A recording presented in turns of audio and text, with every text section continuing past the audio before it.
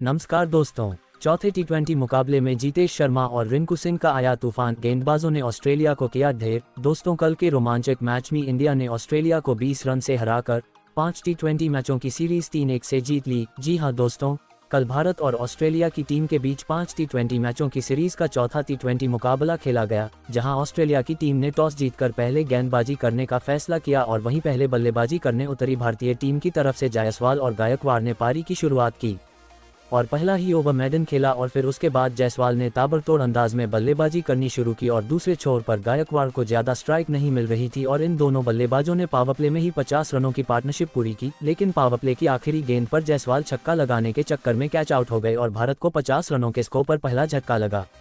जायसवाल ने 37 रनों की शानदार पारी खेली। श्रेयस अय्यर मैदान पर उतरे, लेकिन अय्यर भी ज्यादा देर क्रीज पर नहीं टिक पाए। 8वें ओवर की 5वीं गेंद पर अय्यर भी छक्का लगाने के चक्कर में बाउंड्री पर कैच आउट हो गए और 62 रन के स्कोर पर भारतीय टीम को दूसरा झटका लगा। अय्यर ने केवल 8 रन बनाए और फिर उसके बाद सूर्यकुमार यादव मैदान पर उतरे, लेकिन सूर्यकुमार यादव केवल दूसरी गेंद पर ही आउट हो गए। भारतीय टीम को तीसरा झटका लगा। सूर्यकुमार यादव ने केवल 1 रन बनाया। दूसरे छोर पर गायकवाड़ अभी भी संभल कर बल्लेबाजी कर रहे थे और फिर गायकवाड़ का साथ निभाने मैदान पर रिंकू सिंह उतरे और इन दोनों बल्लेबाजों ने संभल कर बल्लेबाजी करते हुए भारतीय टीम को 10 ओवर में 79 रन 3 विकेट के नुकसान तक पहुंचाया और रिंकू सिंह आते ही काफी ताबड़तोड़ अंदाज में बल्लेबाजी कर रहे थे और फिर इन दोनों बल्लेबाजों ने भारतीय टीम के स्कोर को 100 रनों के पार पहुंचाया। लेकिन तभी ऋतुराज गायकवाड़ 32 रन बनाकर कैच आउट हो गए और 111 रन के स्कोर पर भारतीय टीम को चौथा झटका लगा।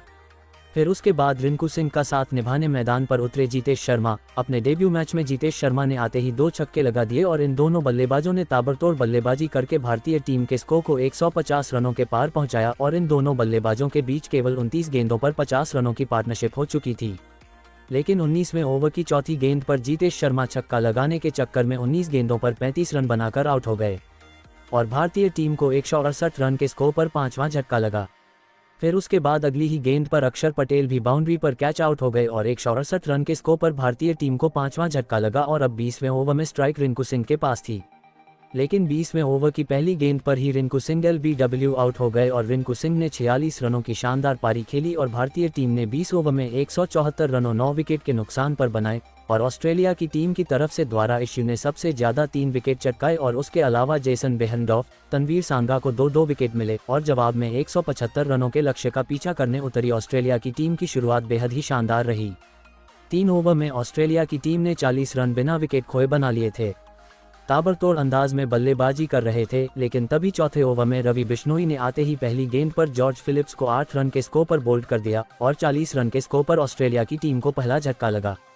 फिर उसके अगले ही ओवर में अक्षर पटेल ने चौथी गेंद पर ताबड़तोड़ बल्लेबाजी कर रहे ट्रेविस हेड 31 रन के स्कोर पर आउट कर दिया और 44 रन के स्कोर पर ऑस्ट्रेलिया की टीम को दूसरा झटका लगा।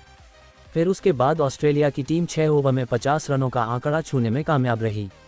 लेकिन तभी 7वें ओवर की दूसरी गेंद पर अक्षर पटेल ने अरुण हाडी को भी बोल्ड कर दिया और ऑस्ट्रेलिया को 52 रन के स्कोर पर तीसरा झटका लगा और अब क्रीज पर टीम डेविड और बेन मैकडरमोट बल्लेबाजी कर रहे थे और फिर थोड़ी देर बाद अक्षर पटेल ने बैन को भी 19 रन के स्कोर पर बोल्ड कर दिया और 87 रन के स्कोर पर ऑस्ट्रेलिया की टीम को चौथा झटका लगा। फिर उसके बाद टीम डेविड का साथ निभाने मैथ्यूज शॉर्ट क्रीज पर उतरे और इन दोनों बल्लेबाजों ने ताबड़तोड़ बल्लेबाजी करके ऑस्ट्रेलिया की टीम के स्कोर को 100 रनों के पार पहुंचाया। लेकिन फिर उसके बाद दीपक चहर ने स्लोअर गेंद पर टीम डेविड को 19 रन के स्कोर पर आउट कर दिया और 107 रन के स्कोर पर ऑस्ट्रेलिया की टीम को 5वां झटका लगा। ऑस्ट्रेलिया की टीम को अब 30 गेंदों पर 67 रनों की जरूरत थी।